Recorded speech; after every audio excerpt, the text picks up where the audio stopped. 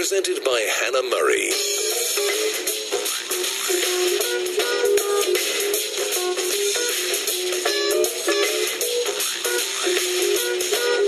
Welcome to today's book show. Joining me over the next hour, we'll be chatting to Penny Avis and Joanna Berry. First of all, they're co-authors of a new fictional series called Never Mind the Botox. They're former city girls who both took career breaks to write the book, but the first in the now series, called Never Mind the Botox Alex, is out now. It's about 4 professional women all working on the sale of a high-profile cosmetic surgery business. Also joining us on the book show, Virginia Nicholson, whose great aunt was Virginia Woolf. She's previously worked for BBC TV. Her last book, Singled Out, How 2 Million Women Survived Without Men After the First World War, was described as a pioneering and humane work of social history. Her latest book, which has been Book of the Week in the Daily Mail and on Radio 4, is Millions Like Us, Women's Lives in War and Peace, 1939 to 1949. Also on the book show today, Anna Jacobs, the 7th most borrowed author of adult fiction in the UK, having published over 50 books consisting of historical romances, fantasy and science fiction. She's also been shortlisted for the Romantic Book of the Year several times. Her latest is Moving On, described as a warm and uplifting tale about a second chance at happiness. And also on the book show today, Jane Marie Barker. She's published her first book called Beneath the Daisies. It's a mystery romance novel set in the present day and the 1930s. Its heroine, Sophie, realises that a murderer could be lurking in her family tree. On Talk Radio Europe, the book programme. Going over to the UK first of all to introduce the first 2 guests, both on the line, Penny Avis and Joanna Berry. Hi, ladies. Hi. Hi, how are you? Yeah, really well, thank you. Good stuff. We'll start with Penny then. How was it writing a book with your friend, first of all? You've known each other for quite a while, haven't you? We have. We've known each other for many years, actually, and it was really, really good fun. The thing we found, actually, was that we had an awful lot of laughs. I think a lot of people thought that it would be very difficult to write as a pair and that we'd perhaps disagree a lot of the time, but that wasn't how it was, actually. It was really fun. Because your background's accounting, isn't it? You were named as one of the UK's top 10 accountants under 35. That's pretty impressive. I was. Gosh, much to my embarrassment. I think the only person who rang me was my mum.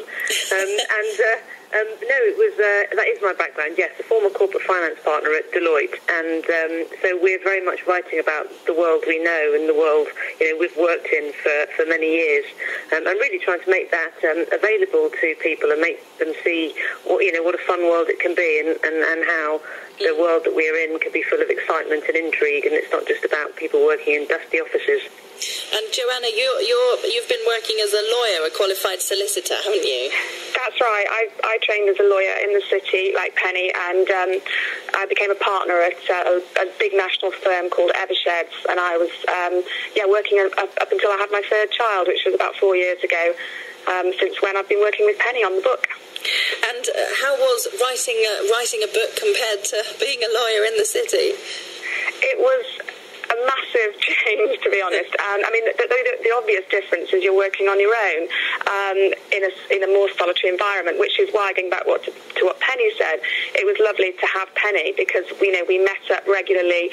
We had so much fun. We would compare notes, have somebody to bounce ideas off. So, I don't think I could have done it if I'd done it on my own.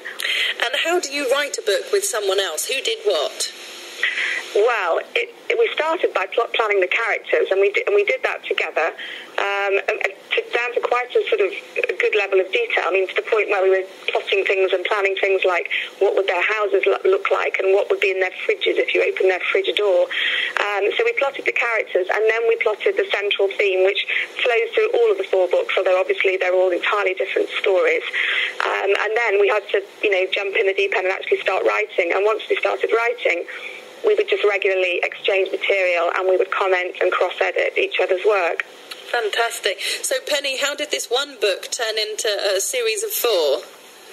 When we started at the beginning, we both had ideas for books, which is how the sort of topic came about, is when I started taking my career break. I said to Jo, I was thinking of maybe writing a book, and although we'd been friends for years, I'd never realised that she'd been thinking about the same thing. And so we started with the premise of 4 women right from the outset, when we had the original discussion. And we saw that 4 women had been used quite a lot in Sex and the City, in Desperate Housewives, and in Mistresses, and in those sorts of programmes. And what that does is it gives you 4 very different characters, and you can find that people can relate to different characters that they sort of prefer. And so we designed the series to cover 4 women right from the very beginning. So it was a pretty big undertaking that we took on, because rather than just starting with 1, we started with 4. Yeah. And then, as Jo was saying, we took sort of primary responsibility once we'd drafted the whole sort of story idea and the concept and the characters, which we did together. We took primary responsibility for drafting the books and then cross-edited each other's work.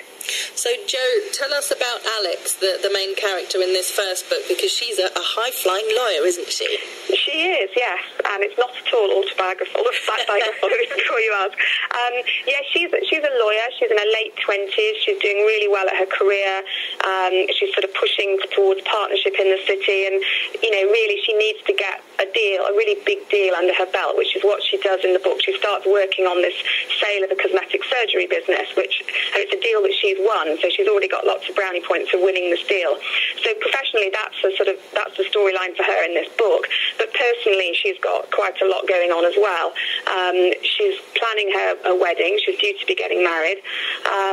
But there's a plot line all around her personal life as well, because she meets a very, hot junior lawyer on the deal, and that starts to throw up complications. That's the main story. There's a personal angle and a professional angle. So even though the character, as you said, obviously isn't based on you must have used some of your experience, obviously, working in the law industry, and also maybe people you met and worked with as well? Well, absolutely. I mean, obviously, Penny and I have both drawn on our experiences, and, the classic sort of cliche, write about what you know, is very much what we have done. And yes, you're right. There are elements of personalities in the book who, are drawn from people I've met over the years and characters that I've come across, but none of them are, 100% based on anybody I've met, obviously. They're all drawn from all as Penny said, the sort of contrary to popular belief, there are a lot of interesting, funny, crazy characters who are working in these kind of professions, and so we've picked the best of them, hopefully, and used them in the stories. And where did the idea of writing about Botox and plastic surgery and everything come from? Well, the original idea was we wanted to write about a deal, and we wanted it to be really interesting and really fun and available to and really accessible to everybody, whether they worked in the city or not, from any walk of life and any profession. And so we thought, we thought about different businesses that we could make it, and then we sort of came up with the idea about it being a cosmetic surgery business, and we just thought how fun and how interesting we could make the whole jeopardy in the deal really up there with the sort of current zeitgeist. And we felt that people who perhaps didn't understand our world when we went into meetings and that sort of thing, because we were talking about the business of cosmetic surgery, it would make the business context much more accessible and interesting. And actually, you can have great fun with the things that are happening in those sorts of businesses. There's always going to be larger-than-life characters, a bit of intrigue and a bit of scandal. Yeah, I'm interested to know what your sort of personal views are on plastic surgery and some of the weird and wonderful people in the industry, because earlier on today I had the real-life Barbie on, the lady who spent over £500,000 on plastic surgery and gave her 7-year-old daughter a voucher for a boob job for when she gets to the age of 18. So we've just done a whole interesting debate on plastic surgery. So what are your views on it? I think what we found in our research was we found really great stories and really awful stories. On the positive side, as we were doing our research, there was lots and lots of stories of people who had had plastic surgery, who it had really worked out for. They had been very pleased with the results. It had either sorted out some problem or insecurity that they had, and they'd gone on to have a really sort of much better life, and they felt very much more confident. And so there were lots and lots of positives, but as you say, there was also, the road was littered with disaster stories about people who'd had cosmetic surgery that had gone wrong, or it hadn't been the magic bullet. You know, they'd hoped that their life would be dramatically different, and they looked different, but their life wasn't. And so I think it was very hard for us to reach kind of one view. What we found out was that, you know, there are so many different circumstances, but being realistic about what you're trying to achieve and being very cognizant of the risks you're taking on is hugely important. But certainly we were neither put off it or encouraged towards it, you know, because we found so much on both sides. Yeah. And Joe, there's some interesting statistics that you sort of focus on in the book. One of the things that I think I've barely heard about, but not for a while now, I probably blocked it out of my mind because I just couldn't believe it.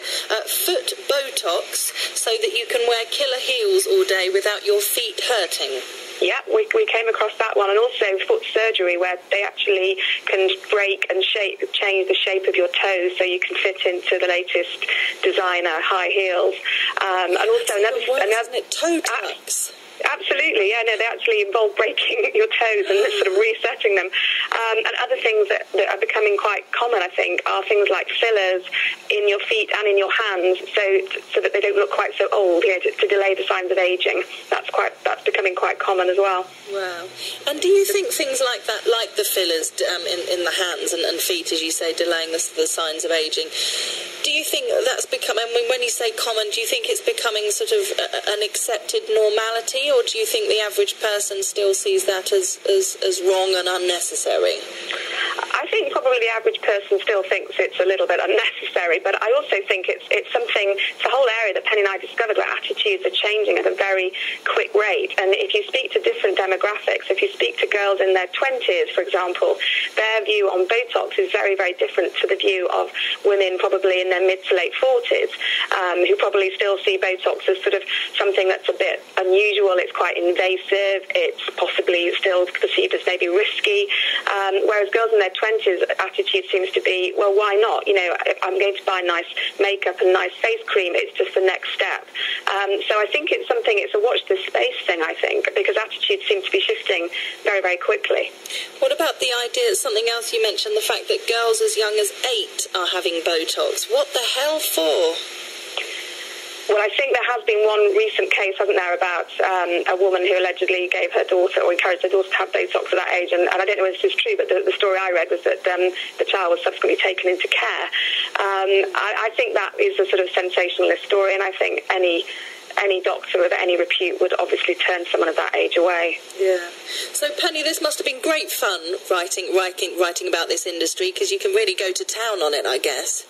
You can. It was great fun. We spent a lot of time having lunch in beautiful places because we felt that sort of inspired us. So as we live in different places, we would travel to each other's and we would meet in say a hotel reception or a bar, and we would spend 3 or 4 hours working very hard on our plot lines, and then sort of finish with a glass of champagne, which sort of felt appropriate for what we were writing, and also the envisaging the places around us where our characters were going to visit and where they were going to go. We wanted it to be very grounded and feel very real, but at the same time we wanted to put a little bit of glamour and fun into it. So what's next for you then? Do you think this will all be turned into a glamorous TV series? We certainly hope so. We've already started working on our ideas as to how the book would adapt for television.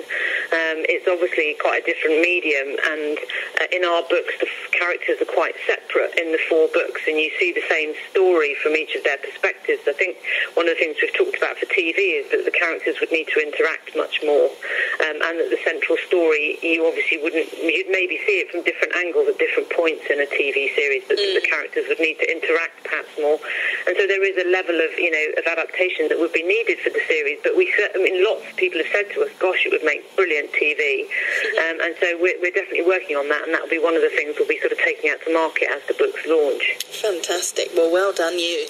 Penny Havers, thanks very much for joining us. Thank you. And also Joanna Berry, thank you. Thank you. If listeners want to find out more, they can have a look on your website, which is www.avisberry.com, and they can get a copy of your first book, Never Mind the Botox. Alex will be putting it up on our website so they can get a copy from there. Thanks, ladies. Thank you. On Talk Radio Europe.